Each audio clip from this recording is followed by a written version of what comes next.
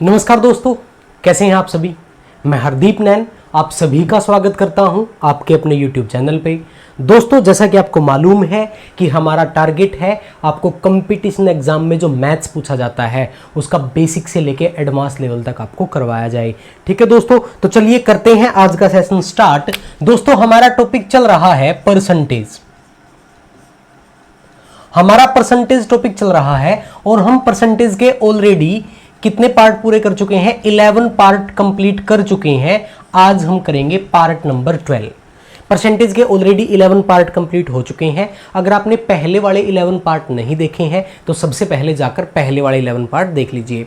Okay दोस्तों, उनका जो लिंक है वो डिस्क्रिप्शन में दिया गया है। अगली बात यह है कि जो क्लास में हम क्वेश्चन डिस्कस करते हैं वो सारे के सारे क्वेश्चन दोस्तों हमारा टेलीग्राम चैनल है और फेसबुक पे पेज है। दोस्तों, टेलीग्राम चैनल है और फेसबुक पे पेज है। किस नाम से? Maths by Hardeep Nain sir के नाम से।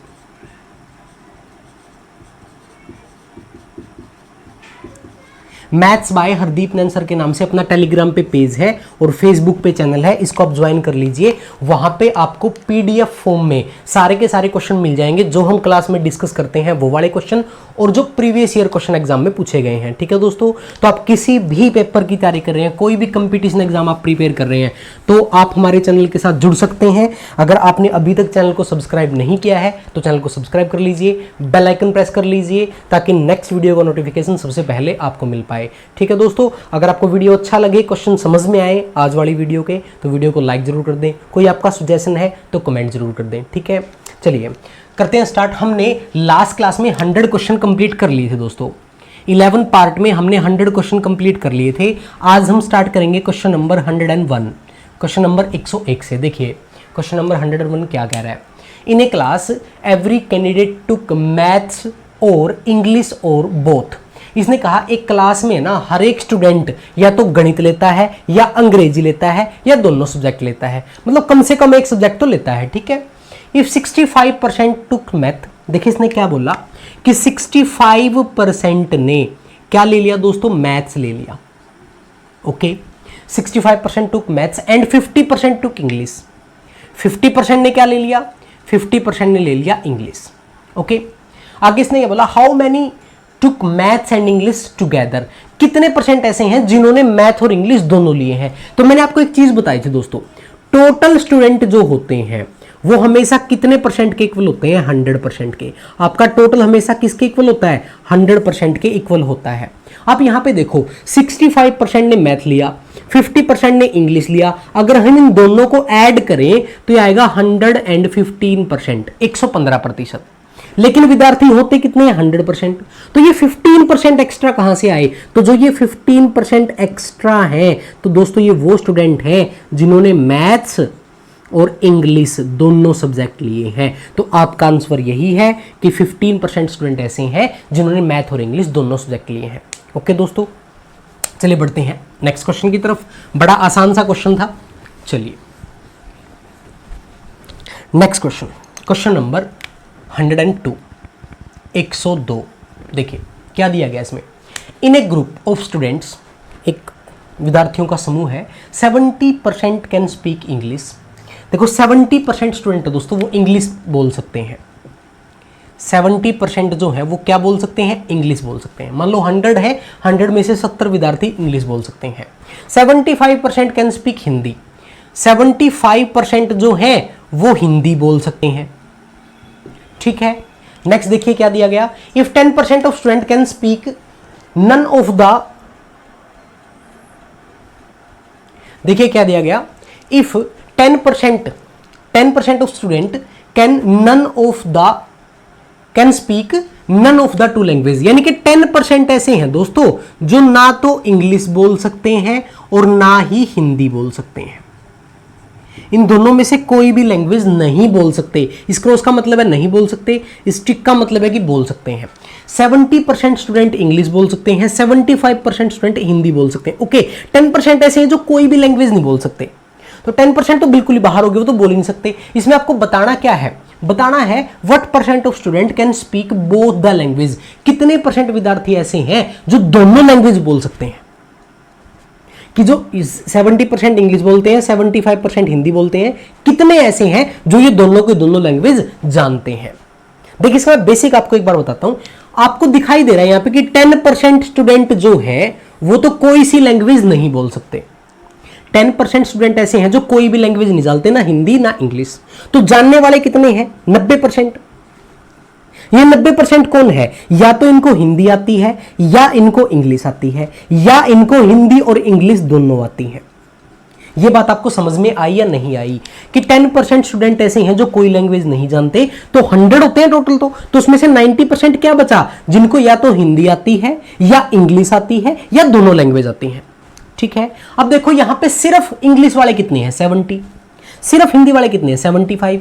अगर मैं इन दोनों को ऐड करता हूं तो ये दोनों कितने बन जाते हैं? दोनों को ऐड करता हूं तो ये तो 145% हो जाते हैं। कितने परसेंट हो जाते हैं? 145। बट अपने पास बोलने वाले हैं कितने स्टूडेंट? 90%। तो ये एक्स्ट्रा जो आए, ये एक्स्ट्रा जो है, एक्स्ट्रा कितने हैं? 55% एक्स्ट्रा है। तो दोस्तों ये 55% जो एक्स्ट्रा है ये कौन है? ये हिंदी और इंग्लिश दोनों बोलने वाले हैं। ये कौन है? जो हिंदी और इंग्लिश दोनों बोलते हैं, जो हिंदी भी जानते हैं और इंग्लिश भी जानते हैं। ठीक है दोस्तों, तो इस क्वेश्चन को आप ऐसे टैकल कर सकते हो कि भाई 10% तो बोलते ही नहीं, तो बचे 90%। 90% बोलने वाले बचे, वो या तो हिंदी बोलते होंगे, या इंग्लिश बोलते होंगे, या दोनों बोलते होंगे। अगर इनको टोटल करूं बोलने वालों को तो 145% होता है, जबकि बोलने वाले हैं कितने? 90%। कितने परसेंट एक्स्ट्रा? वो एक्स्ट्रा 55%। तो वही क्या है? हिंदी और इंग्लिश दोनों बोलते हैं। ओके दोस्तों, इसका मैं एक मेथड बताता हूं जिसको बोलते हैं वेन डायग्राम मेथड। इसको नोट करिए एक बार, फिर मैं आपको वेन डायग्राम मेथड करवाता हूं इसका। चलिए दोस्तों, डायरेक्ट अप्रोच की बात करते हैं। आपको मैं वेन डायग्राम मेथड बता देता हूं इसका, कि वेन डायग्राम के साथ ही इस क्वेश्चन को कैसे टैकल करेंगे। ओके चलिए, देखिए जो वेन डायग्राम मेथड है, वेन डायग्राम मेथड के लिए आपको फोकस करना होगा किसके ऊपर? जो ये आपको बोथ वाला दे रखा है, जो 10% है वो ना तो हिंदी जानते हैं ना ही इंग्लिश जानते हैं, ये जानने वाले हैं। ठीक है दोस्तों, वेन डायग्राम जो बनेगा, वेन डायग्राम मेथड जो है आपका, उस मेथड के लिए आप किसके ऊपर फोकस करोगे? उस मेथड के लिए आप फोकस करोगे जो आपको बोथ का वैल्यू दे रखा है, कि जिसको ना तो हिंदी आती ना इंग्लिश आती। ठीक है, बोथ का जो वैल्यू दे रखा है वो इंपॉर्टेंट है, उसी से आपका वेन डायग्राम बनेगा। ठीक है, तो ये आपको कौन सा वैल्यू दे रखा है? कि जिनको लैंग्वेज नहीं आती।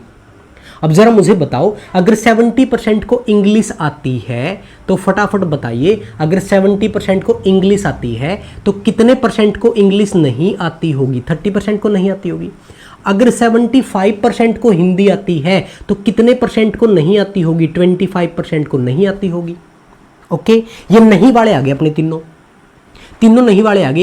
इंग्लिश नहीं आती, इनको हिंदी नहीं आती, और इनको दोनों लैंग्वेज नहीं आती। तो वेन डायग्राम ऐसे बनेगा दोस्तों, ऐसे करके बनेगा। ये आपका इंग्लिश है, ये आपका हिंदी है, जिनको नहीं आती, जिनको ना तो इंग्लिश आती ना हिंदी आती ना दोनों आती। अब दोनों वाले कितने हैं? 10%। तो यहां पे 10 रख दीजिए। ओके, ये 10 है जिसको ना तो हिंदी आती ना ही इंग्लिश आती। अब इंग्लिश वाले कितने थे? 30 में से 10 यहां पे जा चुका है, तो यहां पे कितना बचेगा? 20 बचेगा।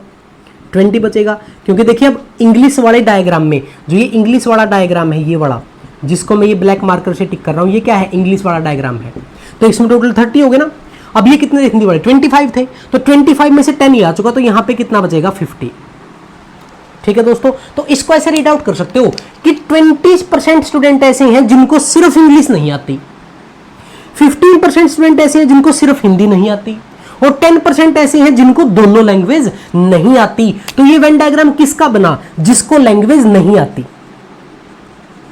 जिसको लैंग्वेज नहीं आती। तो वो कितने परसेंट है दोस्तों? देखो 20 + 10 30, 30 + 15 45। तो 45% स्टूडेंट ऐसे हैं जिनको लैंग्वेज नहीं आती। और टोटल कितने होते हैं? 100 में से 45 आप माइनस करोगे तो आपका आंसर आ जाएगा 55%। और यही आपका आंसर है जिसको दोनों लैंग्वेज आती है, जिसको दोनों लैंग्वेज आती है, यह आपका आंसर आ जाएगा 55%। दोस्तों ये टोटल आपका बन गया। ये टोटल जो है ये क्या है? 45%। ये लोग वो हैं जिनको लैंग्वेज नहीं आती, इंग्लिश नहीं आती, हिंदी नहीं आती और दोनों नहीं आती। अगर यहां पे पूछ लेता ऐसे कितने विद्यार्थी हैं जिनको सिर्फ इंग्लिश नहीं आती, तो 20% है, जिनको सिर्फ हिंदी नहीं आती 15% है, और जिनको दोनों नहीं आती वो 10% है। ओके, इसको नोट कर लीजिए। फिर बढ़ते हैं नेक्स्ट क्वेश्चन पे।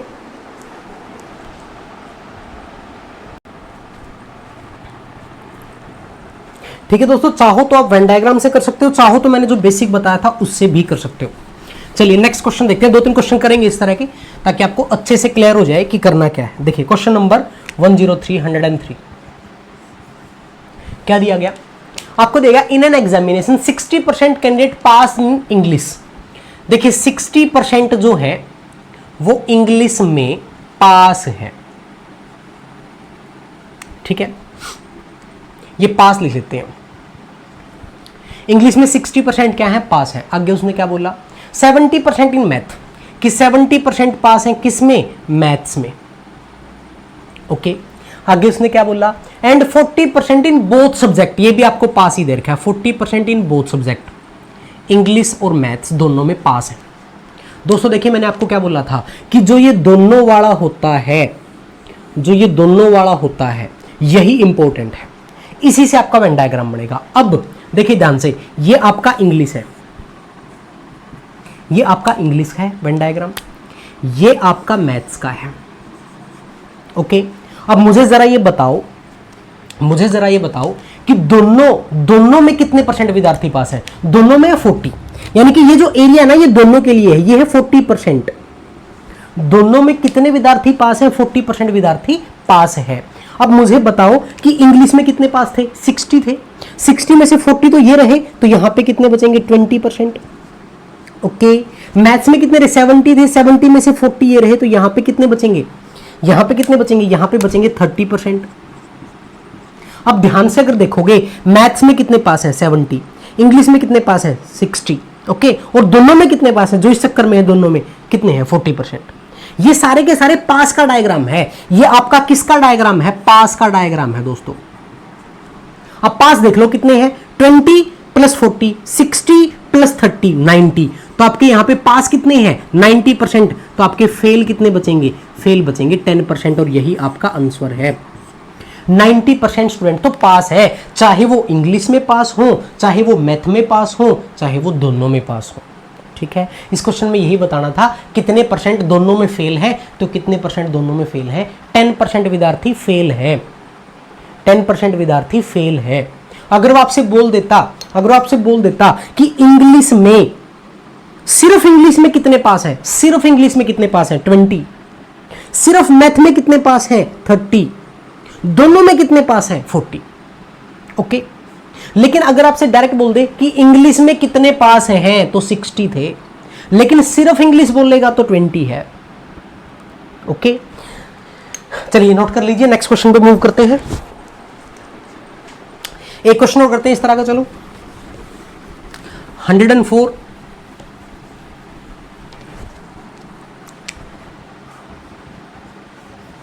देखिए क्या दिया गया, in an examination 80% student pass in English, pass की बात कर रहा है, 80% इंग्लिश में पास है। ओके, एंड 85% स्टूडेंट पास इन हिंदी, 85% दोस्तों हिंदी में पास है। ठीक है, इसने क्या बोला, if 8% student fail in both subject. अब की बार इसने फेल दे दिया दोस्तों, बोथ सब्जेक्ट इंग्लिश और हिंदी में कितने फेल है, 8% फेल है। मैंने आपको बोला था कि जो आपको बोथ की वैल्यू दी जाएगी उसी से आपका वेन डायग्राम बनेगा। अब जरा मुझे बताओ, अगर इंग्लिश में 80% पास है तो फेल कितने हैं, 20%। अगर हिंदी में 85% पास है तो फेल कितने हैं, 15%। और दोनों में फेल कितने हैं, 8%।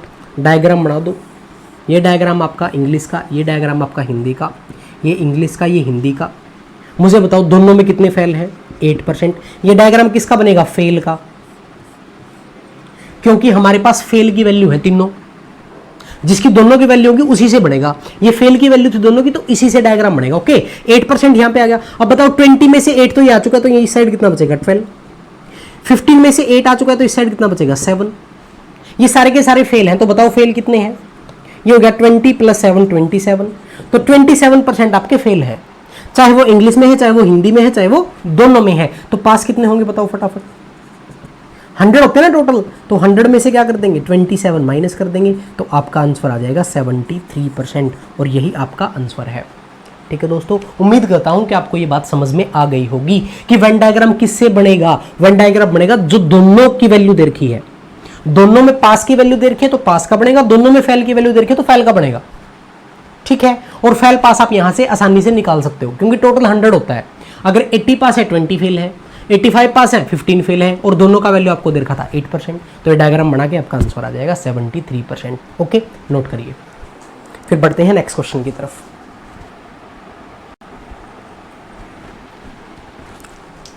ठीक है दोस्तों, चलिए नेक्स्ट क्वेश्चन करते हैं 105।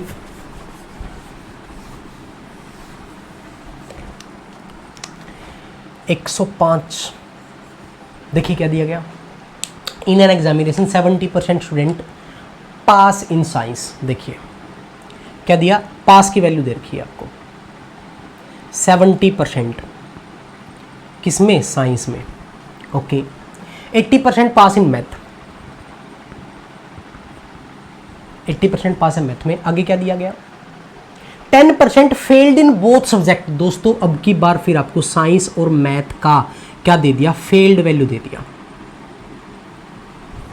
तो अगर आपके पास फेल का वैल्यू है तो दोस्तों जो वेन डायग्राम बनेगा, तो वेन डायग्राम आपका किसके हिसाब से बनेगा? फेल के हिसाब से तो बनेगा, फेल के हिसाब से ही तो बनेगा। चलिए बनाइए, यहां पे फेल बताइए मुझे फटाफट, कितने कितने निकलेंगे बताओ? फेल कितने निकलेंगे? 70 पास थे, ये गिवन था, तो फेल कितने हैं? 30 हैं। 80 पास थे, गिवन था, तो फेल कितने हैं? 20 हैं, और दोनों में कितने हैं? 10 है। डायग्राम बनाओ फटाफट। साइंस मैथ्स दोनों में कितने हैं? 10 है, दोनों में 10 है। 30 में से 10 यहाँ पे आ चुके तो कितने बचे? 20। 20 में से 10 यहाँ पे आ चुके तो बचे कितने? 10। ये सारे के सारे फेल हैं, और फेल जो है वो कितने हैं? 40। कितने हैं? 40%। अगर फेल 40% है तो मुझे बताओ पास कितने परसेंट होंगे? 60% पास होंगे। और इसी की वैल्यू आपको किसके इक्वल दे रखी है? उसने बोला कि कितने स्टूडेंट पास हैं दोनों सब्जेक्ट में? 144।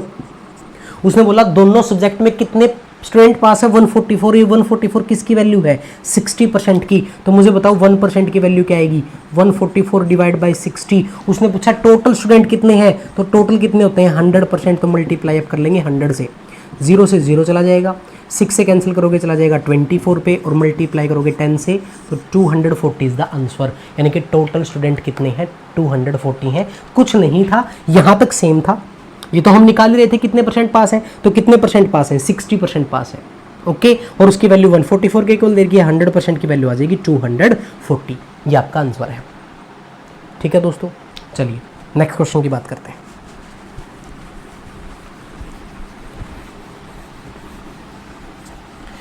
$106 106 इसी तरह क्वेश्चन है। इन an examination 35% student fail in math. Fail की बात दे रखी है दोस्तों, 35% मैथ में। ओके, आगे क्या दिया गया? 25% इंग्लिश में। ठीक है, फेल की बात कर रहा है। और 15% दोनों में, 15% दोनों में, यानी कि मैथ और इंग्लिश में। ये फेल है, तीनों फेल की वैल्यू अपने पास है, तो वेन डायग्राम बन जाएगा। वेन डायग्राम बनेगा किसका? फेल का। यहाँ पे एक चीज़ बताऊंगा, बड़ी अच्छी चीज़ बताऊंगा आपको। देखो मुझे बताओ फटाफट, ये आपका हो गया मैथ, ये आपका हो गया इंग्लिश, और मुझे बताओ दोनों में कितने हैं? 15% है दोस्तों।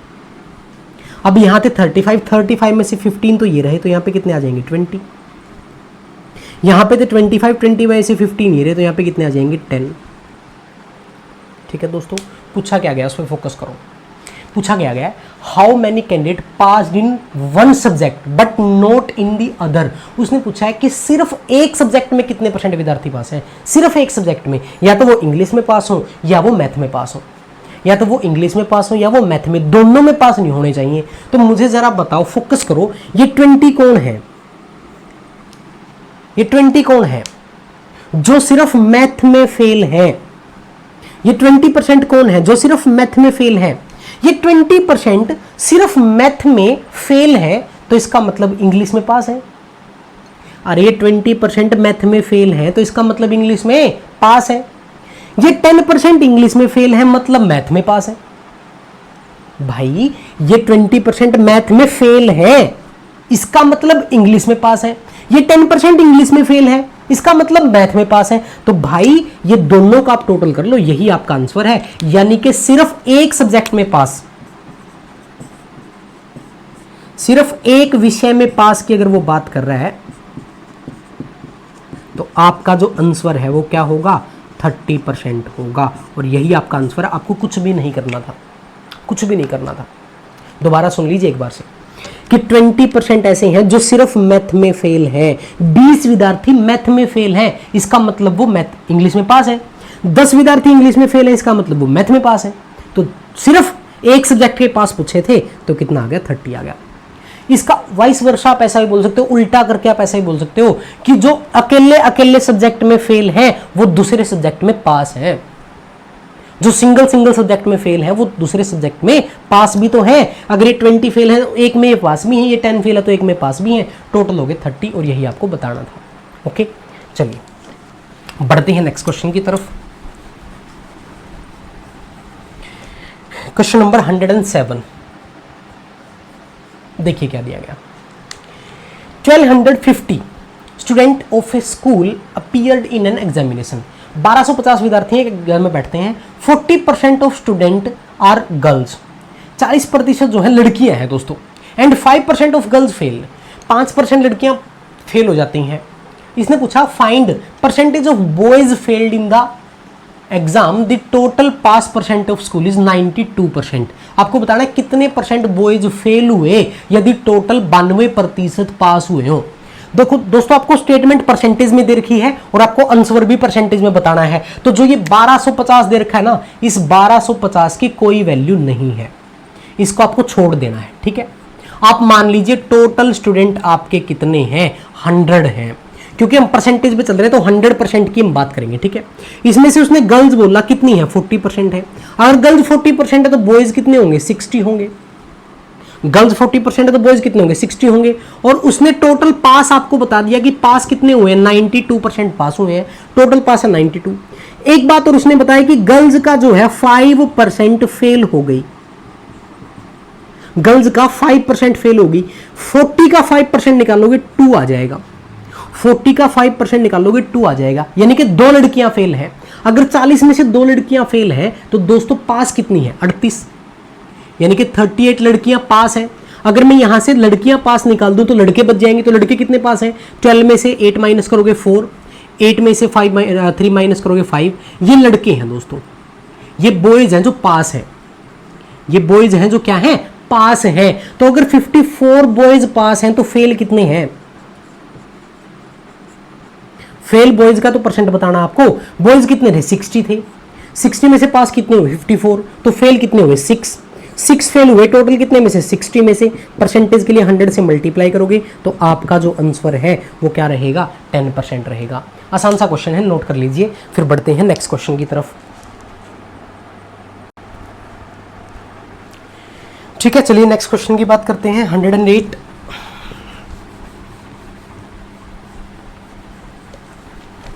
क्वेश्चन नंबर 108 क्या दिया गया, A number is decrease by 10%, letter is increase by 10%। पहले 10% घटाई जाती है, फिर 10% बढ़ा दी जाती है। The number show obtained is 66 less than the original number, find the original number. ये बात मैंने आपको बताई थी दोस्तों, ये बात मैंने आपको बताई थी। नंबर होगा और ये न्यू नंबर होगा। 10% इंक्रीज कर दी, पहले क्या की, डिक्रीज की, इंक्रीज की। पहले की उसने 10% से डिक्रीज, तो 100 होगी तो कितनी रह जाएगी, 90। फिर उसने की 10% से इंक्रीज, यानी कि 100 होगी तो कितनी होगी, 110 हो जाएगी। ओके दोस्तों, ये 2 इफेक्ट हैं। मैंने बताया था आपको कर लेंगे इनका मल्टीप्लाई। कुछ भी कैंसिल होता है तो कर लो। देखो जैसे यहाँ पे 0 से 0 कैंसिल हो जाएगी, यहाँ पे 0 से 0 कैंसिल हो जाएगी। मल्टीप्लाई कर लीजिए, क्या जाएगा, 100/99। यानी कि नंबर अगर 100 रहा होगा तो रिजल्ट कितना आया, 99। उसने बोला कि नया नंबर जो है वो कितना कम आया, 66, और यहां पे कितना कम है, 1। तो 1 की वैल्यू अगर 66 है तो मुझे बताओ फटाफट की 100 की वैल्यू क्या होगी। अगर 1 की वैल्यू 66 है तो ओरिजिनल नंबर तो 100 था, 100 की वैल्यू कितनी आ जाएगी 6600, और यही आपका आंसर है। तो इस टाइप के क्वेश्चन हम पहले भी कर चुके हैं, ठीक है, पहले वाली वीडियोस में। चलिए क्वेश्चन नंबर 109 की बात करते हैं। 109, चलिए क्या दिया गया, The price of an article was increased by R%. Later, the new price decreased by R%. If the latest price is ₹1, then the original price was. कि अगर अब प्राइस ₹1 है तो आपको बताना कि ओरिजिनल प्राइस जो था उसका वो क्या था, ठीक है। इसी तरह का क्वेश्चन है जो पिछला क्वेश्चन हमने किया। अब बताइए ओरिजिनल की बात मैं करूं और न्यू प्राइस की बात मैं अगर करूं, उसने बोला कि पहले उसको R% से इंक्रीज किया गया। दोस्तों हम 100 इसलिए मानते हैं ताकि परसेंटेज जो निकालें वो इजीली निकाल लें। अगर 100 था तो उसने R% इंक्रीज किया तो वो कितना हो जाएगा 100 + R। पहले उसने R% से इंक्रीज किया तो कितना हो जाएगा 100 + R। फिर उसने क्या किया R% से डिक्रीज किया गया, यानी कि 100 था तो क्या हो गया 100 - R हो गया। और यही तो आपको करना था, बस हो गया। मल्टीप्लाई करिए, ये हो गया आपका 10,000 और ये आपका कितना हो गया, ये आपका हो गया 10,000 - R²। मल्टीप्लाई करोगे A + B A - B तो यही आ जाएगा। ये पुराना प्राइस था मतलब ओरिजिनल, और ये नया प्राइस है। उसने क्या बोला कि लेटेस्ट प्राइस इज ₹1, यानी कि ये जो आया है, ये जो लेटेस्ट प्राइस है दोस्तों 100 - R² का जो वैल्यू है वो ₹1 के इक्वल है।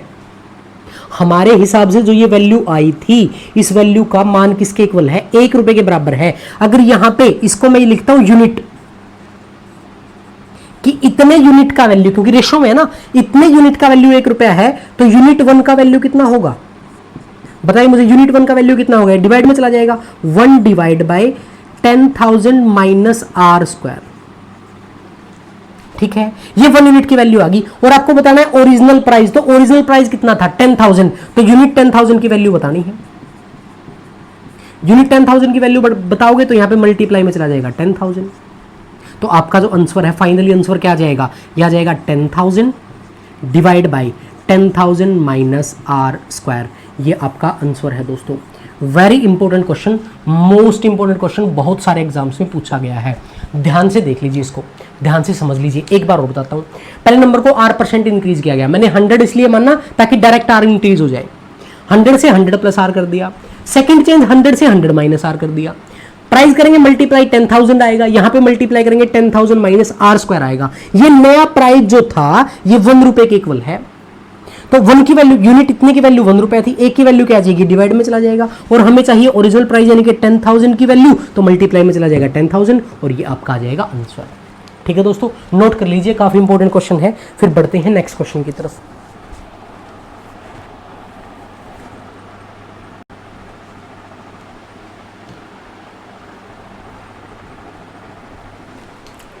ठीक है, चलिए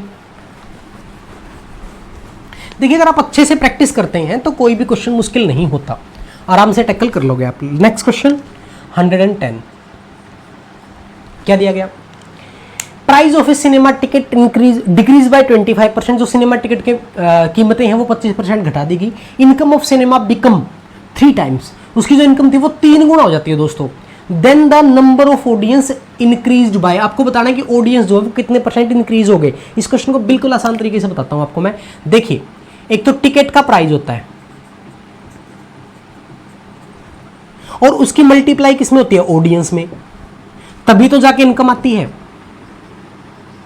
अरे टिकट के प्राइस की मल्टीप्लाई किसमें होगी, ऑडियंस में होगी, तभी जाके तो क्या आता है, इनकम आती है। अब उसने बोला, मान लीजिए पहले क्या था, हमारी टिकट भी 100 रुपए की थी और ऑडियंस भी 100 ही आते थे, तो मुझे बताओ इनकम कितनी होती थी, 10,000 रुपए।